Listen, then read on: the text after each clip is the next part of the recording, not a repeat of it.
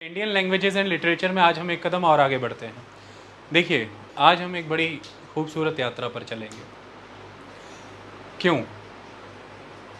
हमने जब पिछले Indian languages and literature part 1 के तहत लेक्चर्स डिलीवर किए, हमने लैंग्वेजेस देखी थी तब भी।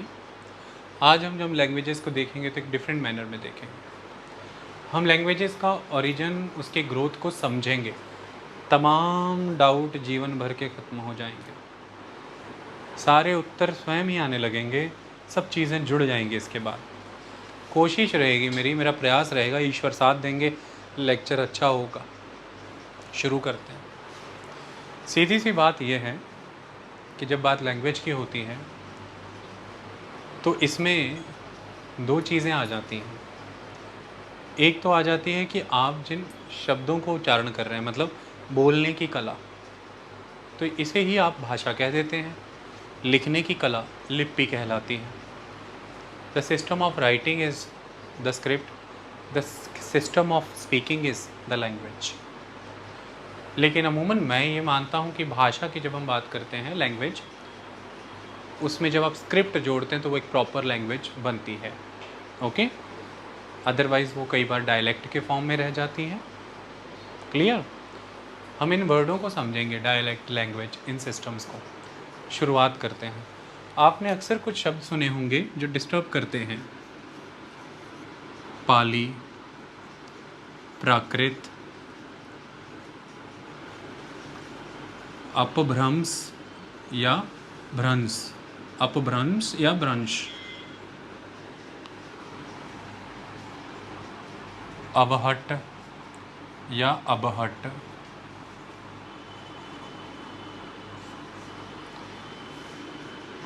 इनके वाया ही आप समझ जाएंगे। हिंदी, गुजराती, मराठी, पंजाबी, बंगाली, उड़िया, सारी भाषाएं जो मैंने ये लिखा है, इसमें हमारा फोकस अपभ्रंश पे रहेगा। ओके? आज मैं आपको एक लाइन बताता हूँ।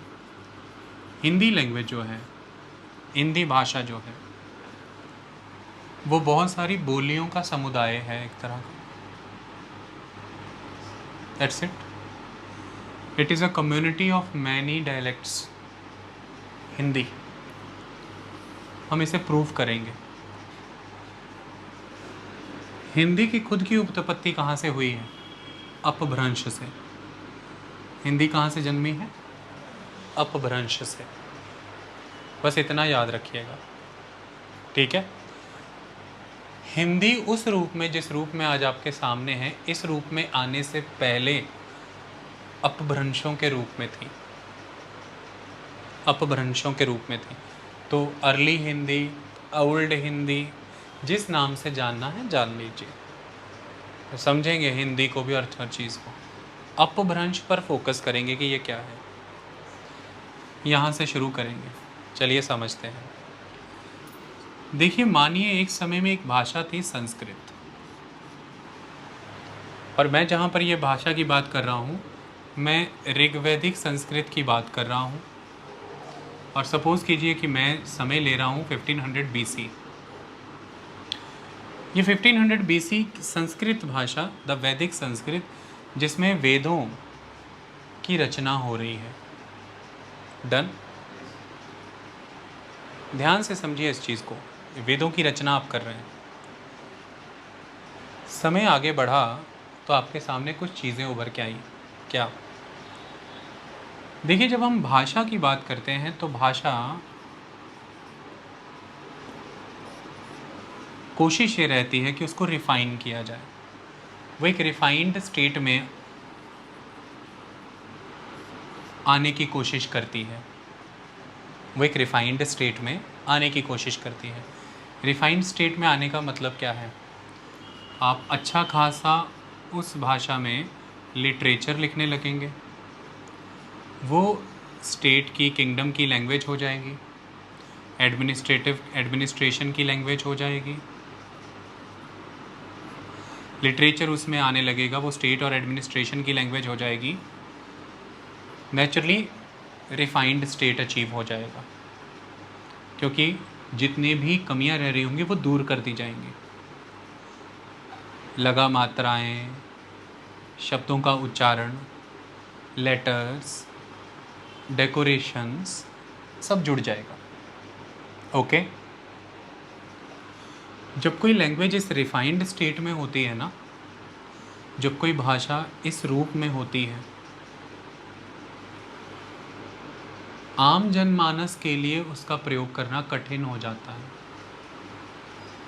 आम जनमानस कठिन महसूस करता है उसका प्रयोग करना। जैसे मैं आपके सामने एक बात रखता हूँ, यहाँ पर ये नहीं है कि आप इन्फीरियर या मैं सुपीरियर हो जाऊँगा, इसको ऐसे समझिए। जैसे मान लीजिए मैंने शब्द प्रयोग किया चरमोत्कर्ष, बोलिए, आप बोलिए चरमोत्कर्ष। तो 3 हिस्सों में बोला है इन्होंने, आई बात समझ में? पराकाष्ठा। इसी तरह से मेरे और इनके बोलने में जो अंतर आ रहा है, आप बस ऐसा मान लीजिए कि मैं वो वर्ग हूँ जो सधी हुई, रिफाइंड, फुली नर्चर्ड और डेवलप्ड मैच्योर भाषा बोलने में निपुण हूँ। मैं या तो लिटरेचर की फील्ड से बिलोंग कर रहा हूँगा, या तो मैं राज्य के किन्हीं कार्यों में जुड़ा रहूँगा, प्रशासनिक कार्यों में जुड़ा रहूँगा, मैं कर सकता हूँ। लेकिन यहीं पर आप इस समय इन्हें अगर आम जनमानस माने तो ये उसी भाषा के शब्दों को उस रूप में उच्चारण नहीं कर पा रहे जैसे मैं कर पा रहा हूँ। तो इनके द्वारा जो उच्चारण है वो थोड़ा सा विकृत रूप है, बिगड़ा हुआ रूप। कौन सा रूप है? बिगड़ा हुआ रूप, विकृत अर्थात बिगड़ा हुआ। बट इनके लिए वो इस शब्द का कौन सा रूप है? सहज रूप। कौन सा रूप है? सहज। इनके लिए वो इजी है ना, ये कंफर्टेबल है ना उस शब्द को वैसे बोलने में, तो इनके लिए तो वो सहज हुआ, वो इजी हुआ, वो कंफर्टेबल हुआ। तो ये मने मासेस, ये मने मासेस। तो मासेस के लिए तो वही सहज रूप है, वही कंफर्टेबल वर्जन है, वही इजी वर्जन है। पर अगर देखा जाए उस समय में जो भाषा एग्जिस्ट कर रही है, ये वाला सहज रूप, ये इजी, ये comfortable version, but the popular version, the version of masses, ये है तो विकृत रूप ही ना, ये है तो विकृत रूप ही ना। तो ऐसे में ये जो विकृत रूप है, इसकी कहानी ये है कि वो जो संस्कृत है, जब वो पहली बार बिगड़ती है, जब उसमें पहला बिगाड़ आता है, विकृत होती है, तो वो रूप धारण करती है पाली का। पाली कुछ नहीं है, संस्कृत का ही पॉपुलर वर्जन है, सहज रूप है, इजी रूप है, कंफर्टेबल रूप है।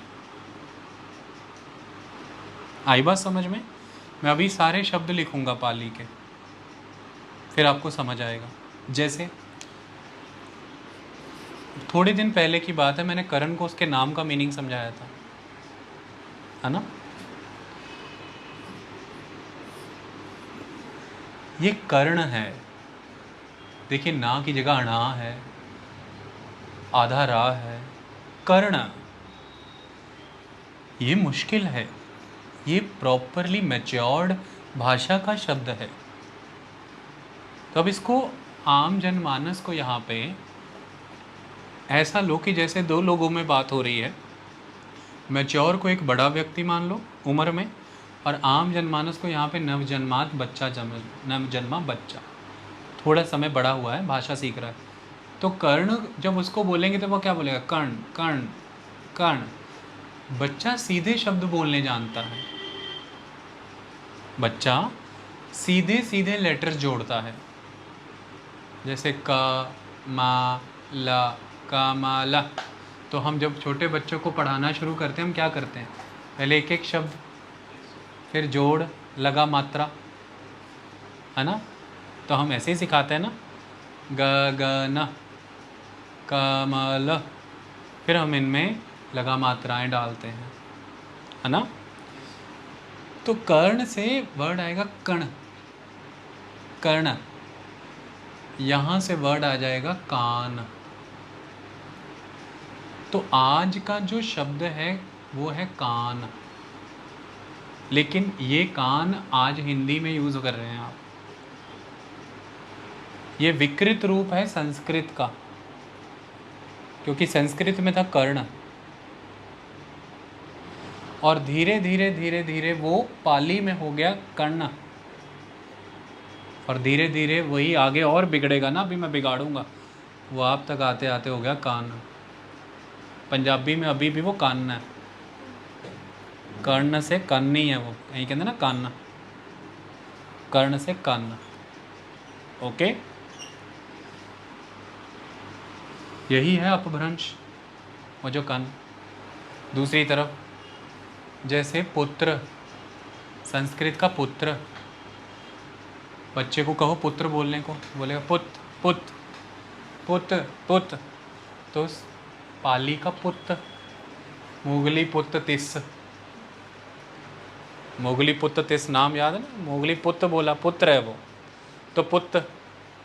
और धीरे धीरे और ये पुत्र भी तो विकृत होगा ना आगे, ये पूत हो जाएगा। ये क्या हो जाएगा, पूत, दैट विल बी पूत। जैसे मित्र, मित्त, मित्त, ये हो जाएगा मीत, आगे जाके मीत हो जाएगा। ओके, तो इस तरह के तमाम शब्द हम अभी लिखेंगे। संस्कृत में जो थे उसका जो सहज वर्जन लोगों के लिए पॉसिबल था, एक तरह से वो विकृत रूप था पर उनके लिए सहज है, तो वो पाली है। तो भाषा के तहत उपयोग होने वाले शब्द में जब परिवर्तन आता है तो यह कहना गलत है कि भाषा की मृत्यु होती है। असल में भाषा को निरंतरता मिलती है। जब भाषा के शब्दों में परिवर्तन आता है तो भाषा को निरंतरता मिलती है, क्योंकि वो परिवर्तन सहज रूप है। सहज है इसलिए मासेज में है, पॉपुलर है। तो आप दोनों शब्द एक बार में ही यूज़ कर रहे हैं कि संस्कृत विकृत हो रही है तो पाली बन रही है। दूसरा शब्द भी उसी समय यूज़ किया, संस्कृत सहज हो रही है तो पाली बन रही है। संस्कृत सहज हो रही है तो पाली बन रही है, संस्कृत विकृत हो रही है तो पाली बन रही है।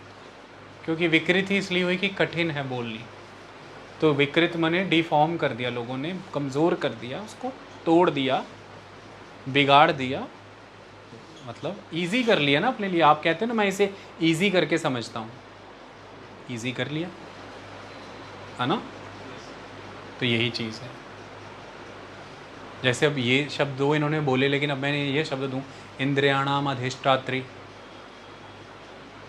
बोलिए, कोशिश करो, इंद्रियाणाम अधिष्ठात्री।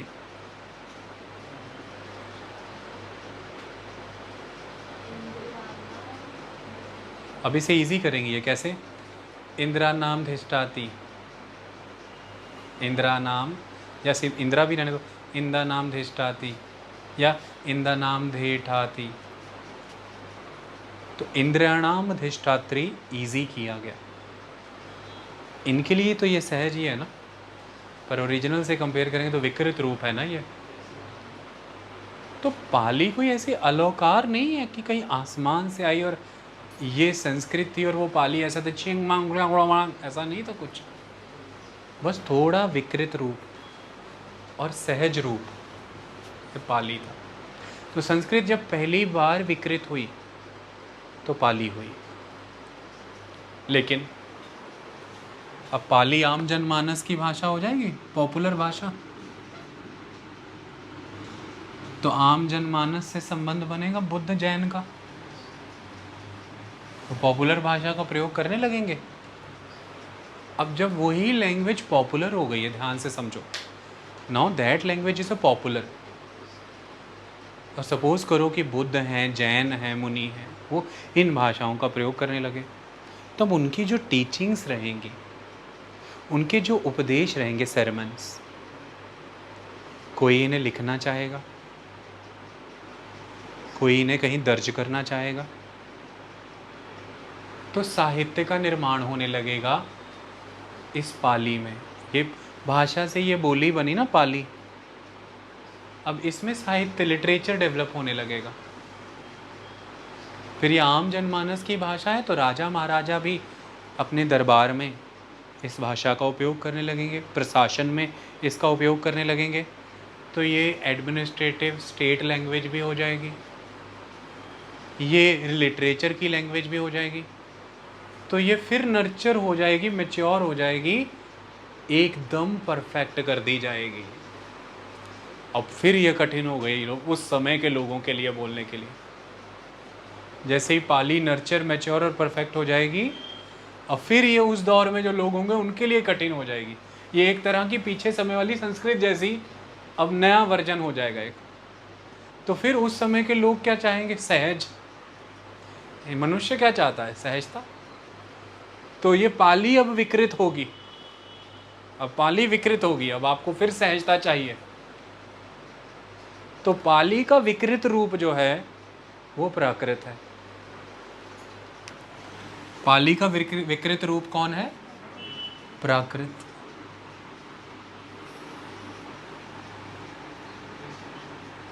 That's it. पर अब फिर प्राकृत आम जनमानस की भाषा हो गई। उस समय में जो प्रीचर्स होंगे, जो टीचर्स होंगे, जो राइटर्स होंगे, जब यही अब आम जनमानस की भाषा है, तो देखिए हर किसी का उद्देश्य तो पॉपुलर मासेस तक बात पहुंचाना है ना। कोई ग्रंथ लिख रहे हैं, कोई नीति बना रहे हैं, कोई नियम बना रहे हैं, कोई योजना, उद्देश्य क्या है? कम्युनिकेट करना ना। तो अब जब यही लैंग्वेज ऑफ कम्युनिकेशन हो जाएगी, तो इसी में साहित्य लिखा जाने लगेगा, लिटरेचर। इसी में ही राज्य की नीतियाँ, राज्य की भाषा भी यही हो जाएगी, राजा की भाषा भी यही हो जाएगी, कवि, संगीत, सब इसी में आ जाएंगे।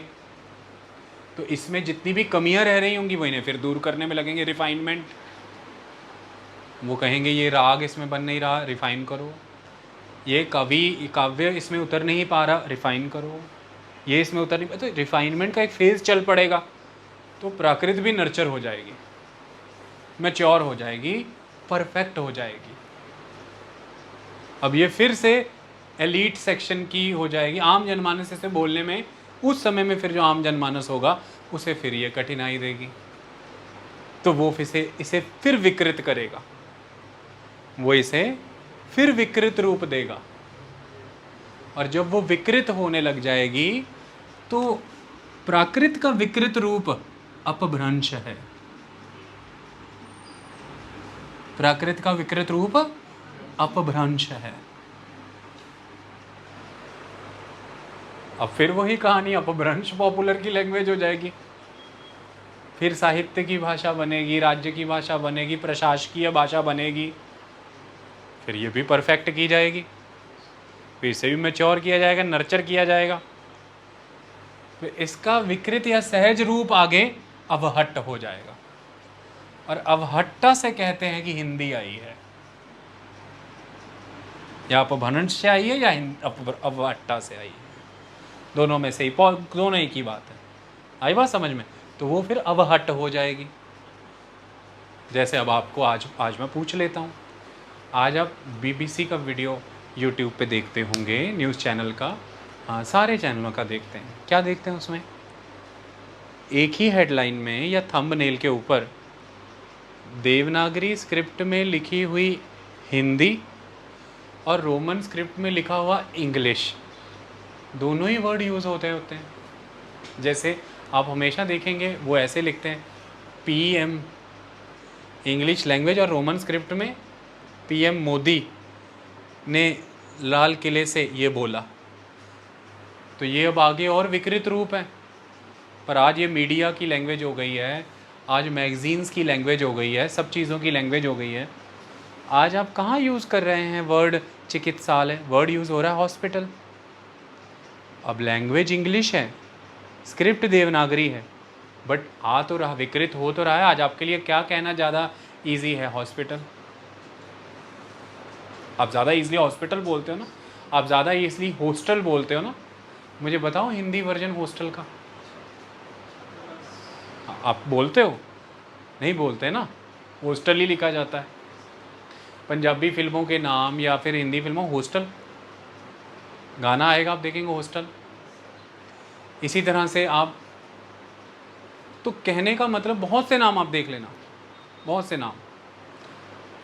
मतलब यहाँ तक वैक्सीन, इसी तरह से लिखते हो आप। ये सहजता का दौर अनंत है, ये बना ही रहेगा, ये कभी ख़त्म नहीं होगा। फिर वो मैच्योर की जाएगी, परफेक्ट की जाएगी, आप फिर सहजता की ओर बढ़ेंगे।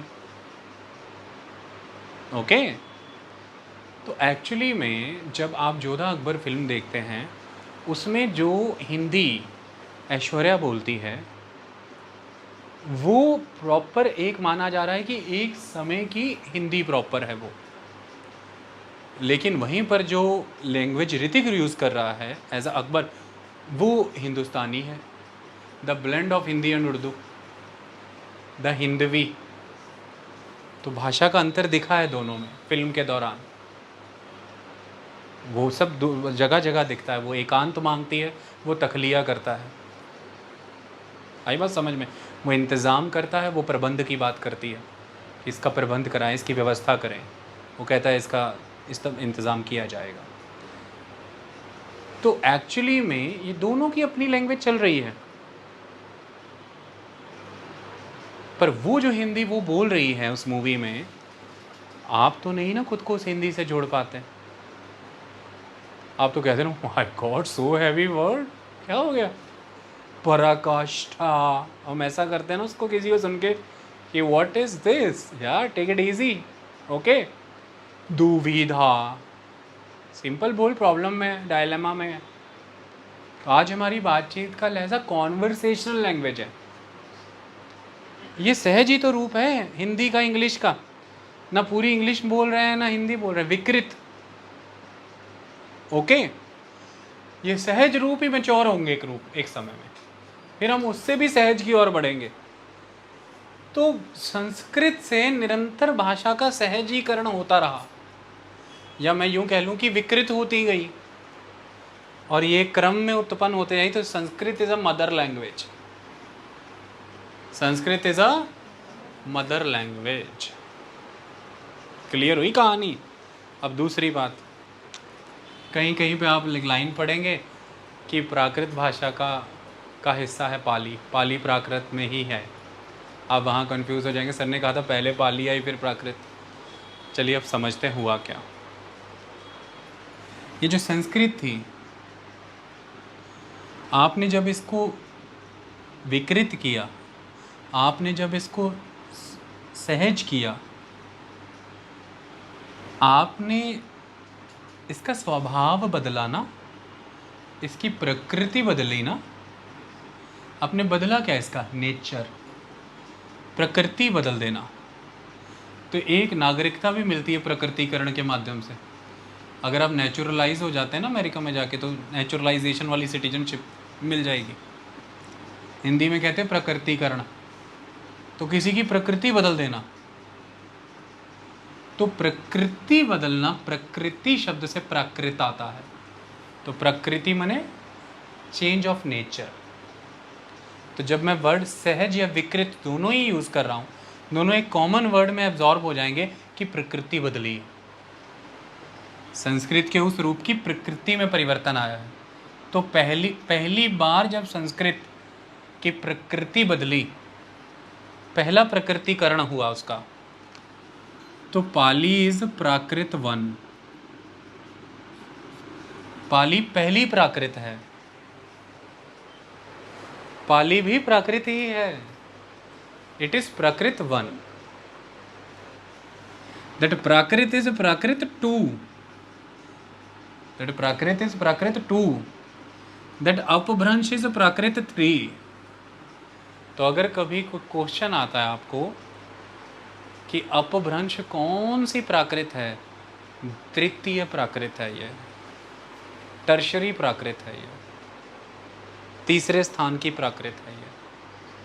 अवहट प्राकृत चतुर्थ, चौथे स्थान की प्राकृत है ये सारी की सारी एक्चुअली में प्रकृतिकरणी है, प्राकृति है। इनमें से सिर्फ एक को ये मूल नाम मिला है, द प्राकृत। बस ऐसा समझ लीजिए जैसे सारे विष्णु के अवतार हों, लेकिन उन अवतारों में से सिर्फ एक कोई विष्णु का मूल नाम मिला हो, विष्णु, पर है तो सारे विष्णु ही, तो है तो सारे प्राकृत ही, बट नाम एक को मिल गया, ये वाली प्राकृत को। ओके, तो इस प्राकृत से ही आती है पाली, ऐसा लिखा होगा जहां भी लिखा होगा। ठीक है, तो Prakrit, Pali is a part of Prakrit languages. क्या लिखा होगा? Pali is a part of Prakrit language of family. तो Prakrit is a common name given to all the changed versions of Sanskrit. Sanskrit is the mother language. Sanskrit जब पहली बार बदली तो पाली हुई, दूसरी बार बदली तो प्राकृत हुई, तीसरी बार बदली तो अपभ्रंश हुई, और चौथी बार अवहट हुई।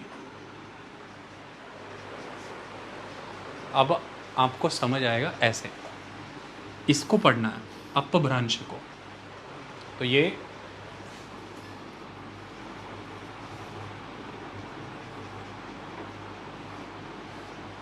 दो वर्डों से बना है।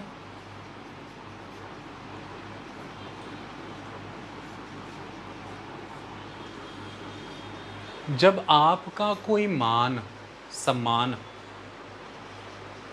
बुरी तरह तोड़ दे तो उसके आगे, मान के आगे शब्द क्या लगाते हो? अप, अपमान, अपमान। तो अपमान, अप का अर्थ है गिरा, गिराना, बुरी तरह, जबरदस्त। तो सिंपल समझिए, गिराना या बुरी तरह। भ्रंश का मतलब तोड़ना, भ्रंश का अर्थ तोड़ना, टूटा, तोड़ना, फोड़ना, बिगाड़ना। तो बुरी तरह बिगड़ना, बुरी तरह टूटी फूटी, बुरी तरह बिगड़ी हुई, मतलब अपभ्रंश। क्योंकि तीसरे स्टेप पे है ना, तो जब अब पीछे मुड़े, किसी ने ट्रेस किया, पीछे मदर से मिलाया, तो पाया कि बुरी तरह बिगड़ गई है। तो ये तो बुरी तरह बिगड़ी हुई है, ये तो भयंकर टूटी फूटी है अब, क्योंकि तीसरी प्राकृत है ये, पहली दूसरी भी नहीं, सीधी तीसरी। इसलिए इस प्राकृत का नाम रखा अपभ्रंश। इस प्राकृत का नाम रखा अपभ्रंश। और पहली वाली, क्योंकि पहली ही बार प्रकृति बदली थी तो नाम पाली था, पर जब फिर उससे बदली तो फिर अब ये हुआ कि ये पहली कॉमन मासेस वाली से जब एक और दूसरी कॉमन मासेस वाली हुई तो इसको फिर स्पेसिफिक नाम प्राकृत दे दिया। उसके वाली का तो वो तो बेअंत टूटी फूटी है, तो वो अपभ्रंश हो गई। इस तरह से अपभ्रंश का नामकरण हुआ, बुरी तरह टूटी फूटी। इतनी समझ में आई कहानी? अब कुछ चीज़ों को समझो, अच्छे से अंडरस्टैंड करो। देखो, हो कुछ रहा है, वो क्या? भाषा से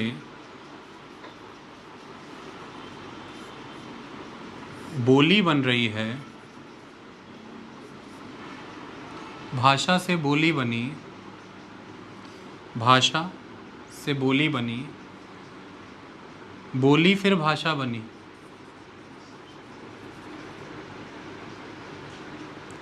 बोली जब भाषा बनी तो भाषा से बोली बनी, बोली फिर भाषा बनी तो भाषा से बोली बनी, बोली फिर भाषा बनी तो भाषा से बोली बनी, बोली बनी। तो ये निरंतर चक्र है प्रकृति का, संस्कृति का, चलता ही रहता है। आई बात समझ में? ओके, तो दिस इज द कॉन्सेप्ट। अब इस चीज को समझिए कि संस्कृत, अब हमेशा जब बात होगी तो आपके सामने बात ये आएगी कि जो प्राकृत भाषा होती है, प्राकृत भाषा वो आम जनमानस के बोले जाने वाली भाषा होती, कॉमन मैन, ऐसा वर्ड सुनेंगे आप। वो पॉपुलर होती है, ऐसा सुनेंगे आप, वो पॉपुलर लैंग्वेज होती है। आप ऐसा सुनेंगे कि वो लो स्टैंडर्ड होती है, क्योंकि मैच्योर और परफेक्ट नहीं होती ना उतनी, है ना। आप हमेशा सुनेंगे कि वो नॉन एलीट क्लास की होती है। ओके, ऐसा ओवरऑल जब कंपैरिजन करना हो, क्लियर। तो इसी तरह से आप ये भी सुनेंगे, ध्यान रखिएगा, ये नाम कौन दे रहा है इन्हें, ये नाम कौन दे रहा है। तो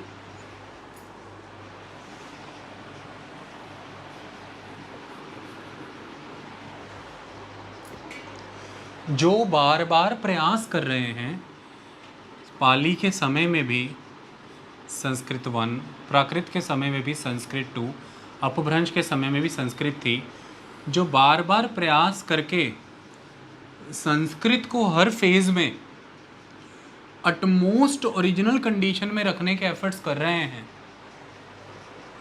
या हर बार उसे ओरिजिनल कंडीशन में रिस्टोर कर रहे हैं, संस्कृत को, उसके विकृत रूपों को मैच्योर कर रहे हैं, मैं नहीं कह रहा हूँ, संस्कृत को जो बार बार रीगेन कर रहे हैं, या संस्कृत के वर्जन्स को उसके ओरिजिनल के क्लोज ला रहे हैं, या डेवलप बना रहे हैं, पूरा मैच्योर कर रहे हैं, नर्चर कर रहे हैं, उन लोगों के सामने जब ये अपभ्रंश वाले लोग आते हैं, तो ये लोग जो संस्कृत बोल रहे हैं वो इन्हें कहते हैं कि तुम भाषाच्युत लोग हो। तो पतंजलि ने अपभ्रंश को भाषाच्युत कहा है। किसी को जब हम पद से गिरा देते हैं तो पदच्युत हो जाता है, समझ में आई? तो पदच्युत कर दिया, तो तुम भाषा से गिरे हुए लोग हो, भाषाच्युत। मतलब ना तुम्हें कुछ समझ में, तुम जो शब्द बोल रहे हो वो पैमानों से गिरे हुए हैं, स्केल से गिरा, स्टैंडर्ड से लो हो तुम। तो किस स्टैंडर्ड से? इस स्टैंडर्ड से। So the language of the elite, elite की लैंग्वेज नहीं है ये, ऐसा कह रहे हैं। ओके, तो इसलिए इनको इन नामों से फिर पुकारा जाता है।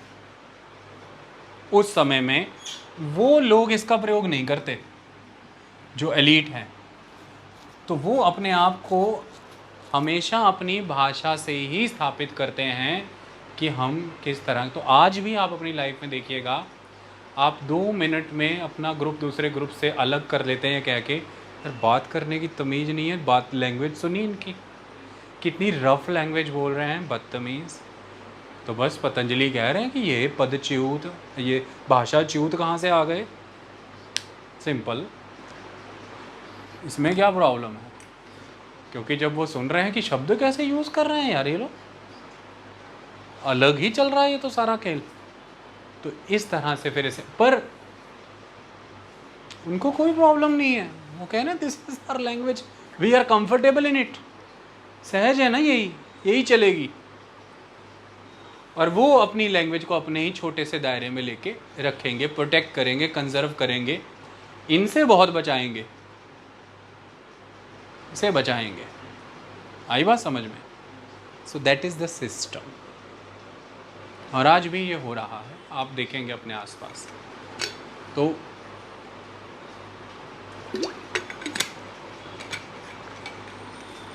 आपको प्रॉपर अगर आप देखेंगे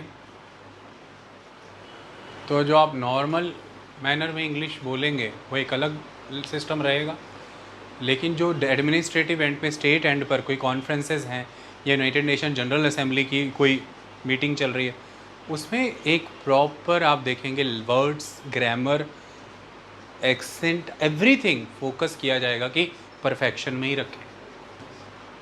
तो परफेक्शन पे ध्यान दिया जाता है। ओके, ये बड़ा ज़रूरी है।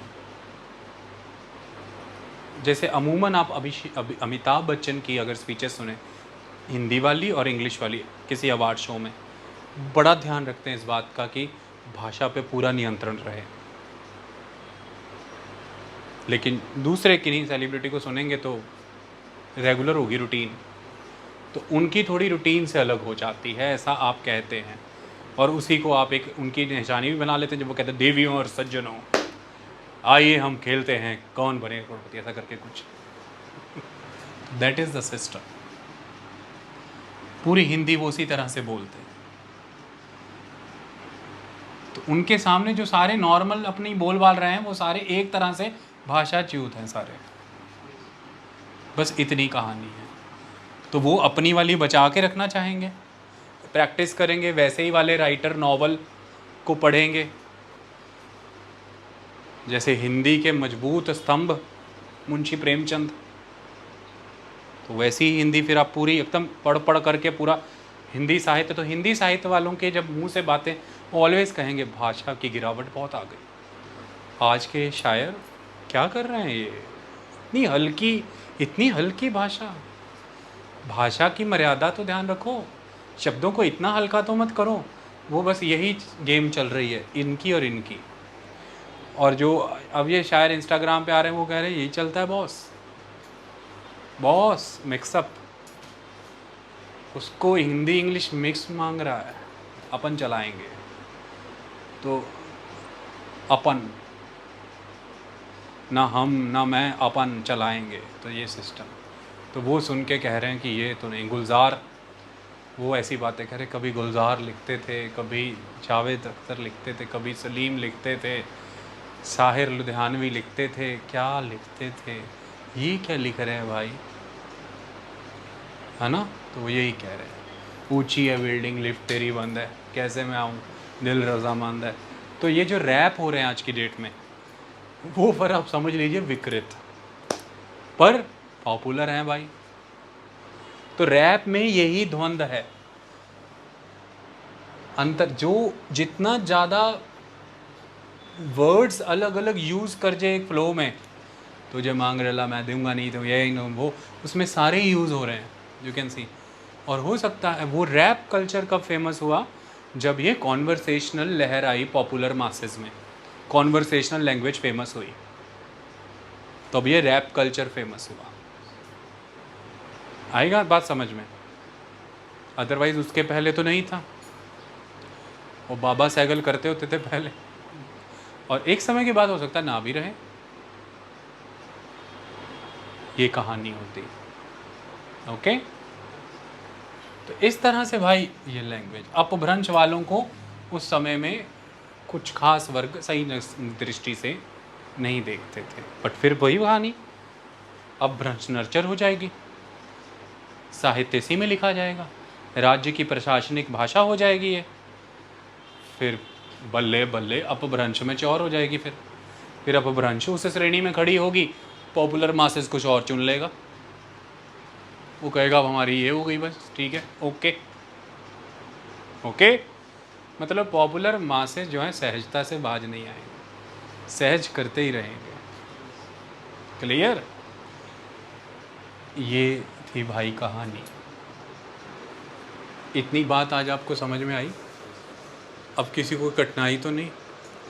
अब इनके कालखंड को देखते हैं, समझते हैं। देखो भारत में, मैं इसे इसलिए इस टॉपिक को इसलिए नहीं पढ़ा रहा हूँ क्योंकि अलग अलग सब्जेक्ट में मैंने बहुत बार ये पढ़ाया है, रेसेस और लैंग्वेज बहुत बार पढ़ाया है। बस मुख्यतः आप ये समझिए कि भारत में 4 और 5, कहीं 4 भी हैं कहीं 5 भी हैं, भाषा समूह एग्जिस्ट करते हैं, the group language groups exist करते हैं।